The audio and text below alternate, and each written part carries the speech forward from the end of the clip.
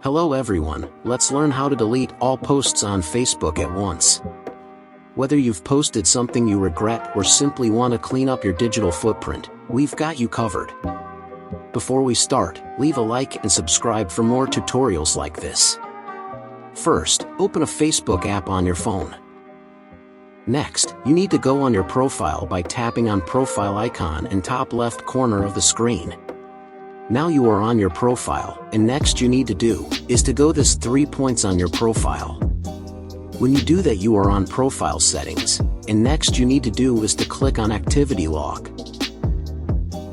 Now you are on menu where you can see all your activity of profile, your posts, tags, comments and likes. So then you need to click your post, and then you can go on option you want. I will go on text updates, notes and more.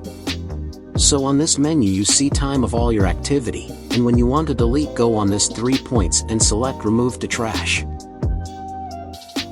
After that, go on trash button on top of the screen and select all boxes and click to delete on icon of trash in bottom right corner of the screen. And now to confirm that, enter your password and you are finished. So thanks for watching, see you in the next video, goodbye.